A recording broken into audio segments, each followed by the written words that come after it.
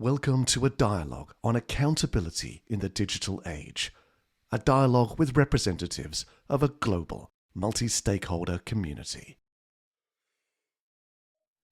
And I'm your host, Frits Bussemaker, and today I'm delighted and privileged to have a conversation with NathaliaFoditsch. Natalia, welcome to the program. Thank you so much. Allow me to introduce Natalia. She's the Senior Policy and Regulatory Specialist with the Alliance for Affordable Internet, which is part of the Web Foundation. She's educated as a lawyer in the US and is a native from Brazil and at the moment living in Sao Paulo. Now, last year, you completed a report on the Universal Services and Access Funds in Latin America and the Caribbean, and that was prepared by the Alliance for Affordable Internet together with I4ADA. So again, that's going to be the main topic of the discussion today.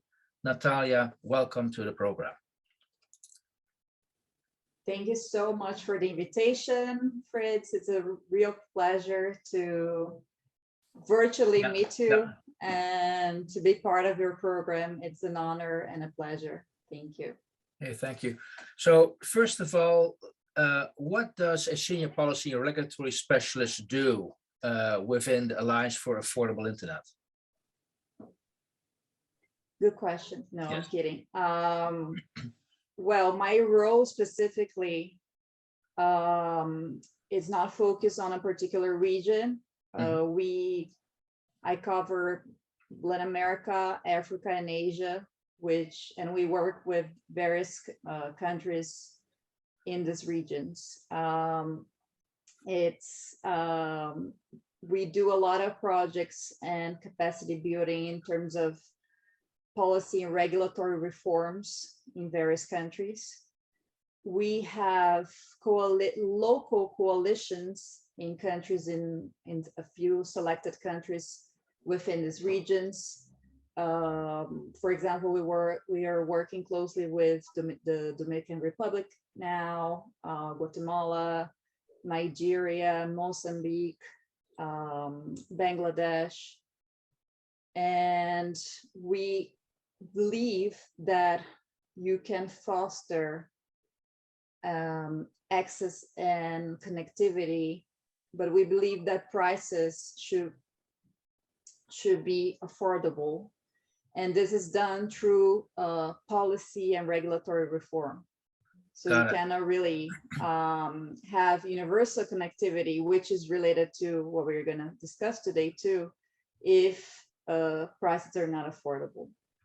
I got that. So, and is the making it affordable, is that also the reason why your organization was set up by the Web Foundation? correct. And we do that through policy and regulatory reform. And the focus is what we call meaningful connectivity, which means that it's not only about providing access, affordable access, but also access that is compatible to what we need nowadays. Because it used to be, right, when we all started to be connected, that you have a binary division. And well, actually that still exists in a lot of the international documents, and it sounds like obvious for us, but it's not, right? The international documents are being updated right now. We are moving from a scenario in which you had a binary division on who was connected or not connected in the policy targets and so on, to okay, what type of connectivity? We advocate for what I just mentioned, meaningful connectivity, which means that you have to have data that is sufficient to what you want to do, like let's say attending online classes and so on. You need sufficient data, you need an appropriate device that you should own, and also you need to have that with a necessary speed, right? And that should be minimum for the compatible speed of 4G. So we're not talking that it should by that we don't mean that it should be mobile only, but the speed that is compatible to 4G. Yeah, you've actually given us an insight. So it's not just about connecting people to the internet, but also make certain that they're connected on a particular level. Otherwise, you're still going to have that divide. So you can claim, oh, look, I'm connected, but if you can't do anything with that compared to the rest of the world, it's still not as effective as possible. You're precisely right. And while I think you're based in Holland, right? Yes. Of course, that most people have what we call meaningful connectivity, but in the LAC region, which we're going to talk about today, yeah, and other regions, it's really common that people don't have, for example, enough data, and which means that their access is pretty limited, and or for example, something else that is pretty common is that they can only access specific applications. That's also not ideal, right? You want people to have access to the whole internet, to any applications, any contents, any websites, not only specific social media platforms, for example. Yeah. No, I'm very well aware that when you live in a country like the Netherlands, which has extremely high access to broadband, you have a completely different take on what the internet could do than other parts of the world. So could you please take us along the Universal Access Funds? How old are they and who set this up?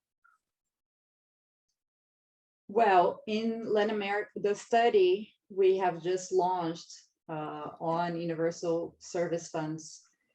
In these countries, they were mainly, they are about 20 years old. They were established in the 90s by various countries in the region. And they are generally have a mandatory contribution from the large telcos. And that's how, you know, the money goes. That's how it's funded. Yeah. Okay. So is there any formal connection between your organization and those funds, or are you an independent outside entity looking at what's happening? No, we are completely independent. Okay. We don't have a direct relationship to these funds. We are a neutral broker, right? So we support civil society organizations and the governments in the various countries I was talking about. For example, in Mozambique, we were supporting the local coalition there to rewrite the plan of how they would use the resources for the fund. So that's our type of relationship. Okay, so it's not just observing. Sometimes you also offer support if they need that. If they need help, they could come to you and say, "Okay, please help us with our work." And by the way, correct. But we generally do that through a multi-stakeholder coalition. So we do that together with local civil society members, local academics, and also various parts of the private sector in the countries. And so that's how we do it. Okay. Now, just to check, does every country in the world have these universal access funds, or are they more focused on subparts of the world? Well, you have this sort of funds, for example, not only in the Latin America and Caribbean region, but also in Africa. For example, a few years ago, we conducted a study on these funds in Africa too, for example. So you have that in other regions too. Okay, so and Asia, for example, Asia has that too in some countries. Okay, so now you've prepared a report basically assessing what the status of the funds are for the Latin American Caribbean region. That was published December last year, so it's still very new. what's the overall score? How is that region doing? Actually, the report was just published. Yeah. Although a week ago or something. Oh, okay. Oh, yeah. Oh, yeah. So your content is pretty fresh. Very. No, we have been we have carried the research out for several months. So yeah, it started a whole year ago. So okay. What was your question, please? Oh, the question was, you assessed what the status is. I'm just wondering if you could give it a score. Are you happy what you're seeing, what's being done in the Latin American Caribbean region? Well, it varies a lot depending on the country.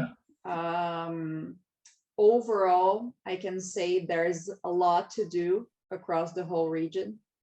So the score is not that high, let's say, because there's so much to do.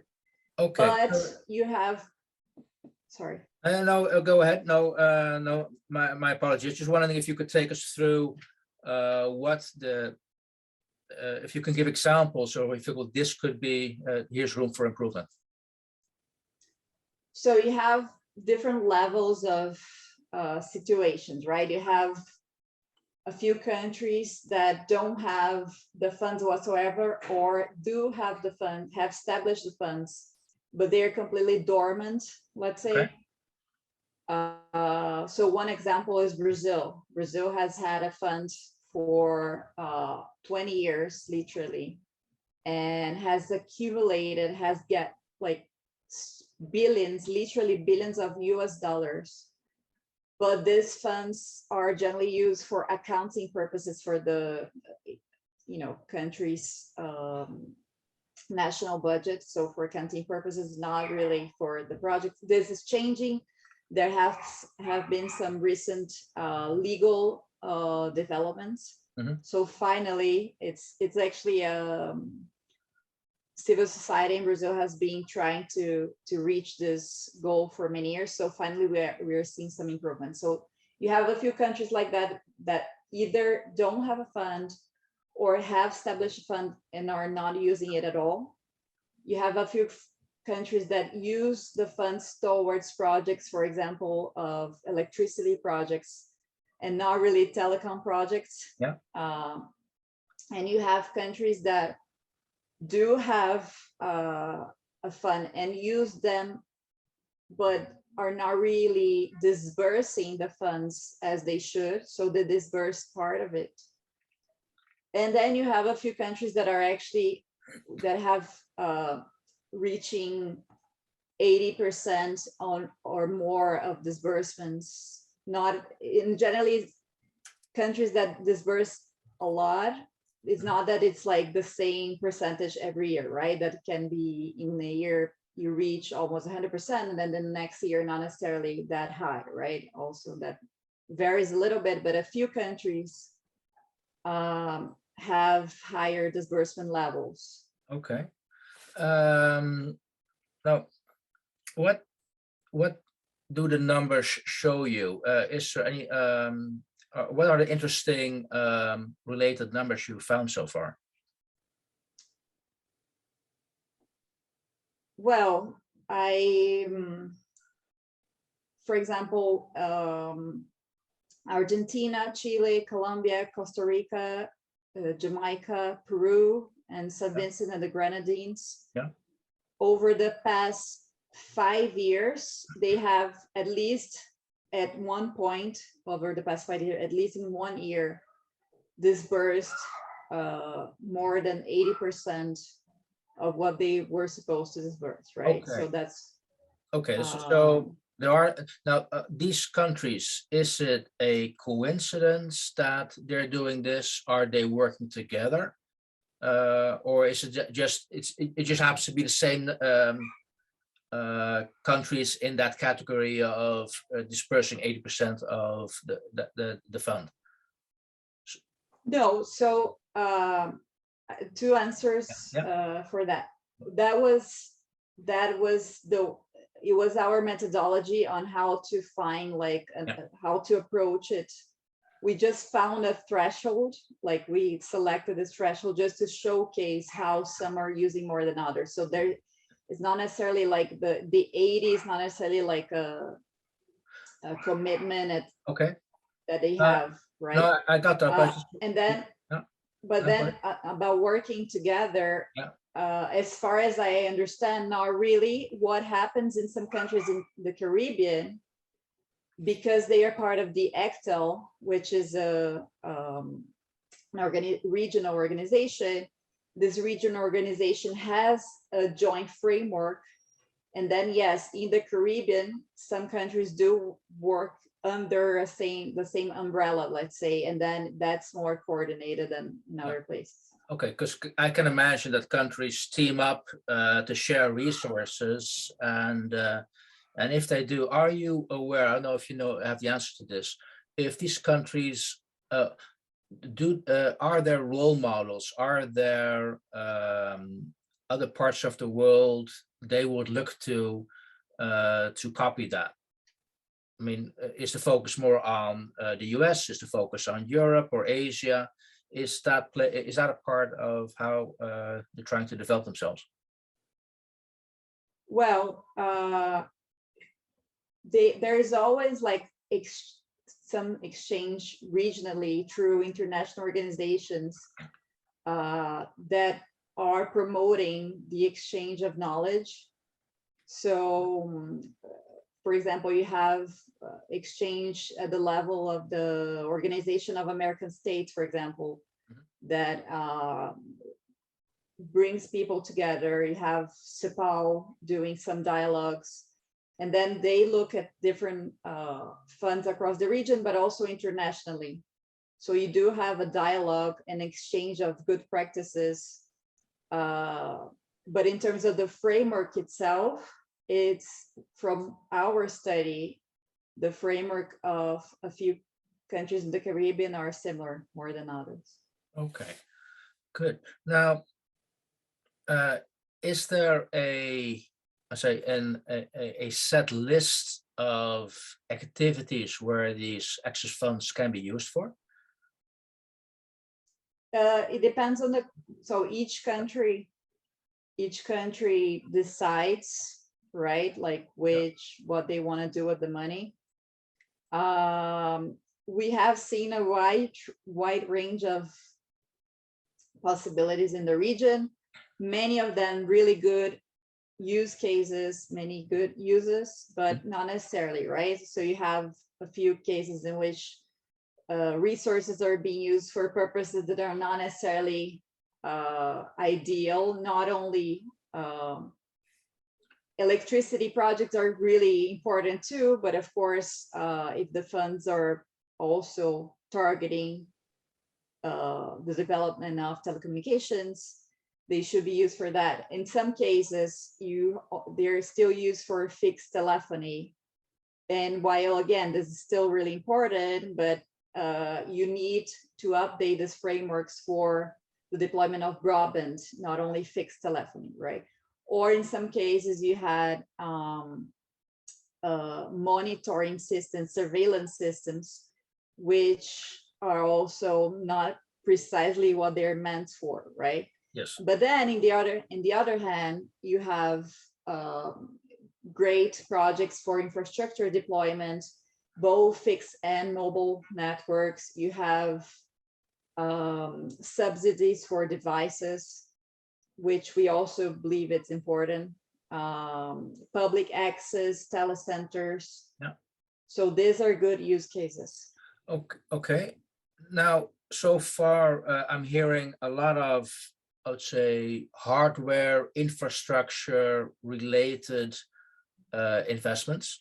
Now, the raison d'etre for the Institute for Accountability is also to look how we can close the gap between the legal and the regulatory framework with the fast-growing development of the digital technology.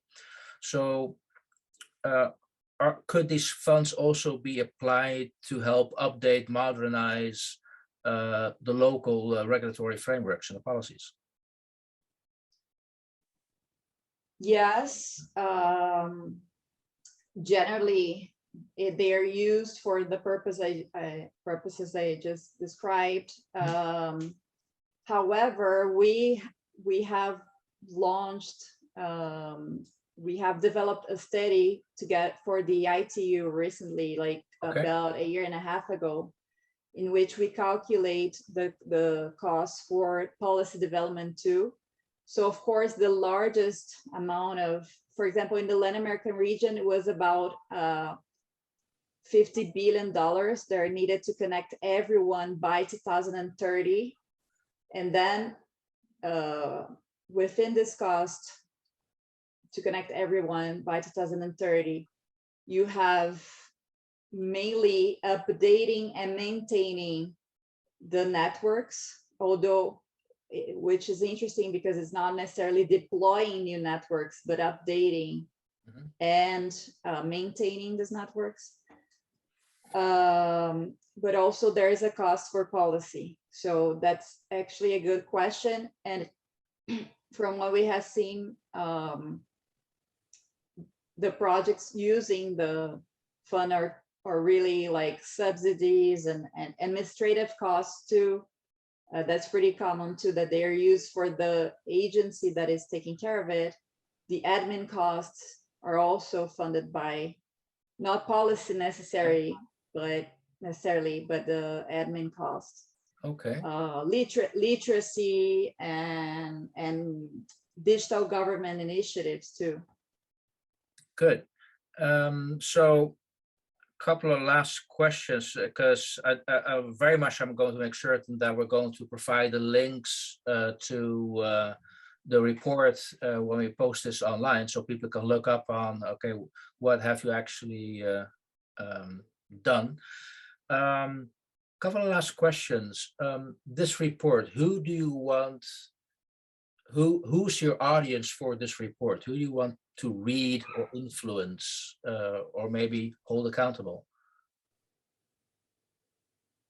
Well, especially the policymakers, the policymakers and the fund and administrators in every country. And we also believe that it's a good tool for the local civil society coalitions and groups to advocate for the changes that are needed, right? I think you were asking about the numbers and I skipped one of the most important numbers when you asked me about it, which is that at least in a very conservative calculation, you have at least $7 billion being hoarded or not used in these funds in the region. So that shows that there is work to be done, right? Yeah. And I think that another issue that this report contributes with is the issue of the fact that it's really common that who has access to these funds, to these resources? The large telcos that are already in general well-funded, right? The private firms that are deploying, well, and they're really important, fundamental, of course. But complementary providers, so smaller and medium providers, or community networks, for example, generally, in most cases, cannot access these funds at all. In some cases, you are seeing finally some changes. So for example, in Argentina has recently changed their framework to allow for this complementary providers and community networks to have access to this resources. So going back to your question, is a tool, is an advocacy tool, and it's to help policymakers understand that, you know, if they have this pressure tool to help people being connected and to foster connectivity in their countries, and they need to, these resources need to be used basically, and that has been something that, you know, a sort of fight for many years, but finally you have seen we are seeing some progress within the past years, and it's a good momentum. Good. Okay, well, I really then hope, Natalia, that this report will help the holders of that fund do the right thing with that funds, use the money which is there, distribute to the organizations who really need this. So if that's going to be the contribution you're going to have with that report, good on you, I'd say. And so, to be honest, it was new to me personally. So I'm very pleased to hear about having these funds and what they're meant for. Also because you've made something clear that it's not just connecting to the internet, it needs to be meaningful. And you've given us an overview of what that could look like and what you're doing to make that happen for in this case, the Latin American and Caribbean countries. So thank you so much for sharing that. And well, we're going to see the next couple of years, months, hopefully, a result of that, people picking up the report and reading that. So thank you. Thank you. Thank you so much. And well, to your point, I think besides changing these frameworks, then the projects will also have to the policy will also have to focus, policy and regulatory frameworks will have to embed the meaningful connectivity thresholds so that the resources are used at providing this meaningful connectivity, right?